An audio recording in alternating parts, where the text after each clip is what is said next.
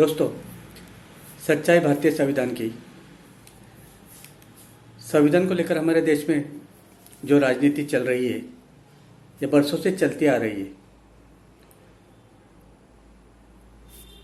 अपने अपने पार्टी के लोगों को, सत्ताधारी लोग अपने अपने पार्टी के लोगों को, जिनका उतना बड़ा योगदान कुछ देश में नहीं है, ऐसे लोगों को भारत रत्न पुरस्कार दे रहे हैं या देते आ रही है वर्षों से। तो उसकी सच्चाई क्या है ये मैं बताने की कोशिश करूंगा। भारत रत्न पुरस्कार की सच्चाई क्या है। ऐसी बात नहीं कि अभी आजकल के सत्ताधारी इसका दुरुपयोग कर रहे हैं। भारत रत्न पुरस्कार का शुरू से 1954 में 1954 में जब सबसे पहले पुरस्कार दिया गया, वहीं से इसकी राजनीति शुरू हो गई। लेकिन उन दिनों हमारे पास कोई ऐसा मीडिया नहीं था कि हम अपनी बात या हम अपने नाराज़गी जाहिर कर सके। भारत रत्न पुरस्कार का संबंध हर भारतीय से है, तो हर भारतीय को अधिकार है कि गलत लोगों को अगर भारत रत्न पुरस्कार मिलता है तो वे अपनी नाराज़गी व्यक्त कर सकते हैं, और मैं वही करने जा रहा हूँ।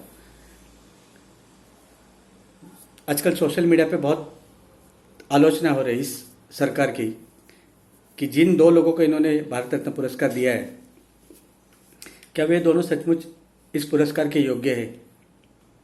एक तो है मिस्टर लाल कृष्ण आडवाणी और दूसरे कोई कपूरी ठाकुर। वो लाल कृष्ण आडवाणी को तो पूरा देश जानता है, वो पॉलिटिशियन है।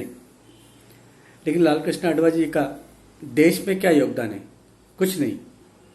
बेशक बीजेपी पार्टी में उनका बहुत बड़ा योगदान है। बीजेपी पार्टी आज जो भी है, जिस स्तर पर, जिस लेवल पर पहुंचे, उसमें लाल कृष्ण आडवाणी जी का बहुत बड़ा योगदान है। लेकिन देश के लिए उनका योगदान क्या है?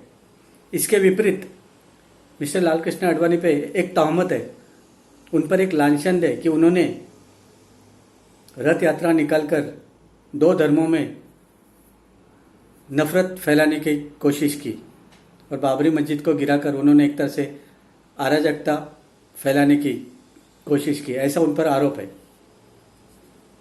तो ऐसे व्यक्ति को, जो भारत के एक समाज को या एक धर्म के लोगों को नफरत की नज़र से देखता हो या दो धर्मों को आपस में बांटने की जैसा कोई काम करता हो, ऐसे व्यक्ति को क्या भारत रत्न पुरस्कार मिलना चाहिए? कदापि नहीं। और दूसरे जो हमारे जिनको मिला है भारत रत्न, उनका नाम है कपूरी ठाकुर। अब ये कपूरी ठाकुर कौन है ये तो मैं भी नहीं जानता था। मैं देश और दुनिया के बहुत सारी बातों के बारे में जानता हूँ या जानकारी रखता हूँ। ये कपूरी ठाकुर का नाम भी मैंने कभी सुना नहीं था। जब उनके बारे में पढ़ा किस लिए उन्हें पुरस्कार दिया गया है, तो ऐसे तो कोई मुझे संतुष्ट हो, ऐसे तो कोई बात उन्होंने की नहीं। वे बिहार के मुख्यमंत्री थे। अब बिहार के मुख्यमंत्री कैसे होते हैं ये पूरा देश जानता है। ये नीतीश कुमार जैसे हम देख रहे हैं, सत्ता के लिए किसी भी तरह कहीं भी अल्टी पल्टी मार सकते हैं, इस तरह के बिहार के मुख्यमंत्री होते हैं। तो बिहार का मुख्यमंत्री को बहुत प्रतिष्ठित, दूसरे लोगों के लिए ऐसे उनके कोई बहुत ज़्यादा प्रतिष्ठा नहीं है। तो ये कपूरी ठाकुर वहाँ के मुख्यमंत्री थे और उनकी ईमानदारी की कुछ किस्से सुने। वो ये कि कपूरी ठाकुर जब मुख्यमंत्री पद से हट गए तो उन्हें सरकार ने एक सरकारी आवास, एक गवर्नमेंट रेसिडेंस उन्हें अलॉट किया, जो लेने से उन्होंने इनकार किया और गांव में जाकर बस गया अपने परिवार के साथ, और गांव में उनका झोपड़ा था। ये उनके ईमानदारी के किस्से। अब ये कोई ईमानदारी की बात हुई? किसी को झोपड़ा अच्छा लगता है, किसी को महल अच्छा लगता है। ज़रूरी नहीं कि महल में रहने वाला है बहुत खुश होता है या झोपड़ी में रहने वाला बहुत दुखी होता है, ऐसी कोई बात नहीं है। ये उनकी औकात है, उनकी फितरत है, उन्हें जैसा अच्छा लगता है। तो इसमें ईमानदारी का सवाल आता कहाँ है? लेकिन सबसे बड़ी बात है, जिस समाज या जिस जाति से वे आते हैं उस जाति को मद्देनजर रखते हुए ये अवार्ड भारत रत्न उन्हें दिया गया। तो दोस्तों, ऐसा ये मजाक बना के रखा है भारत रत्न अवार्ड का हमारे देश के सत्ताधारियों ने। मैं खुद व्यक्तिगत रूप से भारत रत्न पुरस्कार को बहुत ही अहमियत देता हूँ, क्योंकि भारत रत्न पुरस्कार के जो प्रणेता है, भारत रत्न पुरस्कार के जो जनक है, वे कोई और नहीं, संविधान के निर्माता डॉक्टर बाबा साहब अम्बेडकर जी है। जी हाँ, बाबा साहब ने इस देश में भारत रत्न पुरस्कार के निर्माण किया है कि देश का सर्वोच्च नागरिक पुरस्कार क्या हो, उसका नाम क्या हो, उसका चिन्ह स्वरूप कैसा हो, ये सब बाबा साहब ने तय किया है। रत्न इस शब्द से बाबा साहब को बहुत ज़्यादा लगाव था, बहुत ज़्यादा उन्हें आकर्षण था। बाबा साहब के 3-4 बच्चे हो गए, उनमें से सिर्फ एक ही बच गए, लेकिन बाकी 3 बच्चे जन्म के बाद बहुत ही जल्दी वे निधन हो गया उनका।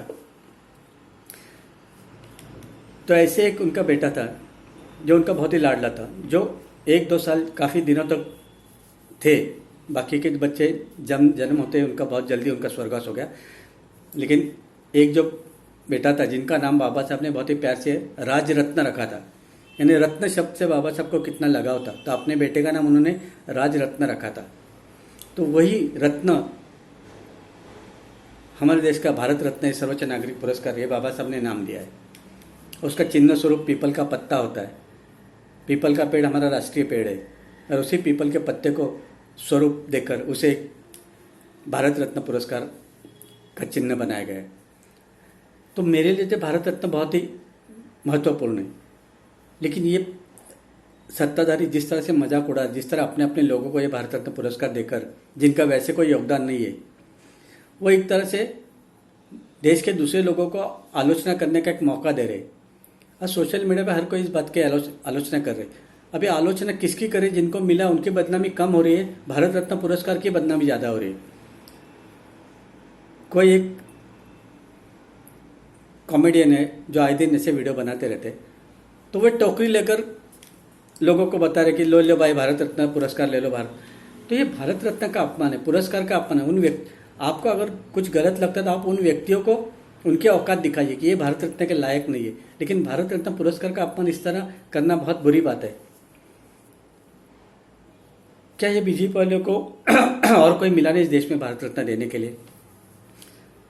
जबकि एक व्यक्ति जो हर दिल की धड़कन, जो हर व्यक्ति के दिल में उनके लिए आदर है, वो है माननीय रतन टाटा जी।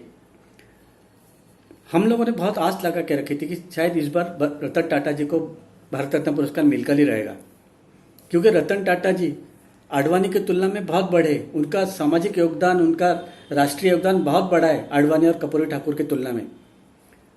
तो अगर ये अच्छा मौका था बीजेपी वालों के पास कि रतन टाटा जी को ये अवार्ड भारत रत्न से नवाज देते और उनको एक अच्छा काम उनसे हो जाता था। मैंने अपने ज़िंदगी में कभी बीजेपी को वोट नहीं दिया है, अगर रतन टाटा जी को ये अवार्ड मिलता तो सचमुच में अपना वोट बीजेपी को दे देता था। टाटा परिवार के हमारे देश पर बहुत बड़े एहसान है। वे सिर्फ उद्योगपति नहीं है, वे बहुत बड़े सामाजिक कार्यकर्ता भी है और बहुत अच्छे व्यक्ति है। मैं खुद रतन टाटा जी के पिताजी माननीय JRD टाटा जी, इनसे मैंने इनको देखा है, रूबरू देखा है, फेस टू फेस देखा है, और तब मुझे पता चला कि ये लोग इतने महान, दुनिया सारा देश इनको इतना महान क्यों कहता है। उन दिनों में खोपोली में कॉन्ट्रैक्टर के हैसियत से जाता था, काम करता था वहाँ पर। 1952-93 की बात है, 92-93 की। मैं अक्सर 1 बजे पहुँचता था, क्योंकि 12 से 1 वहाँ पर लंच होता था। तो लंच के दरमियान वहाँ कोई दिखता नहीं था, सारे लोग घर में खाना खाने चले जाते थे, क्योंकि कंपनी से घर भी नज़दीक था। तो कंपनी की बसें उनको लेकर जाती थी, लेकर आती थी। तो मैं 1 के बाद वहाँ अक्सर जाता था, क्योंकि 12 से 1 इस दरमियान वहाँ कोई ज़्यादा कंपनी में कोई दिखता था, पूरा शांत होता था कंपनी का वातावरण।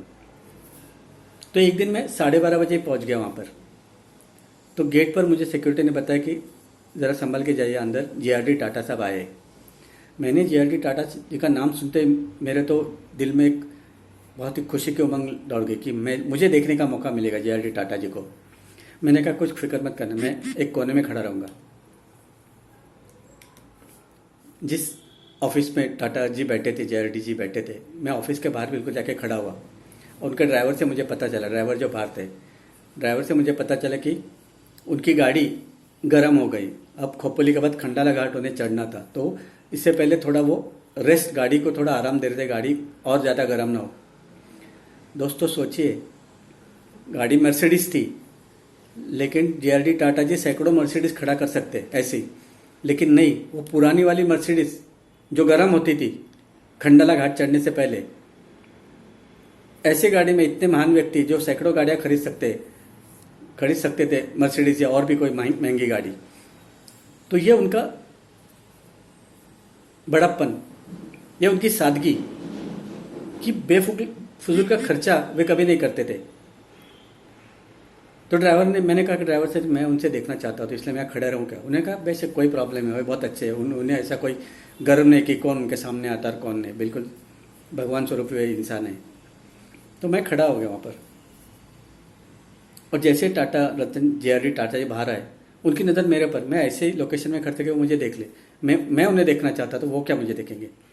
तो उनकी नज़र मेरे ऊपर गिरी और उन्होंने मुझे बिल्कुल झुक कर hi hello how are you.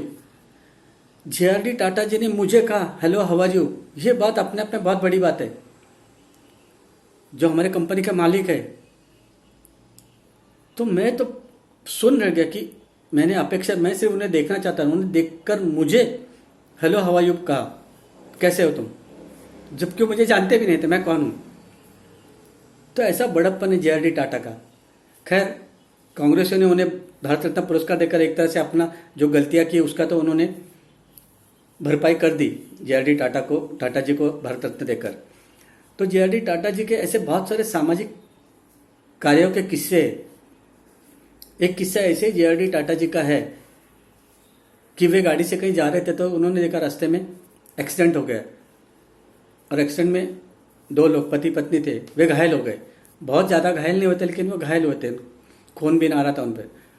तो JRD टाटा जी ने खुद अपनी गाड़ी रुकाकर उन्हें अपनी गाड़ी में बिठाकर अस्पताल में भर्ती करवाया।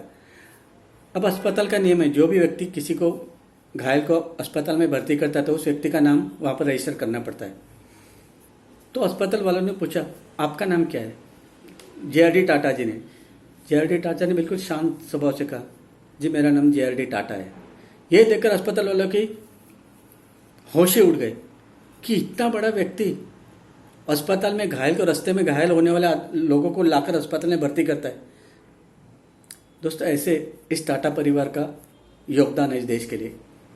और ऐसे अगर रतन टाटा जी को मिल जाता था भारत रत्न पुरस्कार, तो सचमुच पूरे देश को खुशी होती थी। बल्कि सत्ताधारियों ने तो ऐसा गलत काम किया, इन आडवाणी और कपूरी ठाकुर जैसे लोगों को पुरस्कार देके। अगली वीडियो में मैं जिन जिन सत्ताधारियों ने गलत लोगों को भारत रत्न पुरस्कार दिया, उन सब की खटिया खटिया बिस्तर गोल करने की मैंने ठान ली है, और मेरी लिस्ट से उन सारों को मैं भारत रत्न से खारिज करने वाला हूँ। आपसे विदा लेता हूँ। जय हिंद।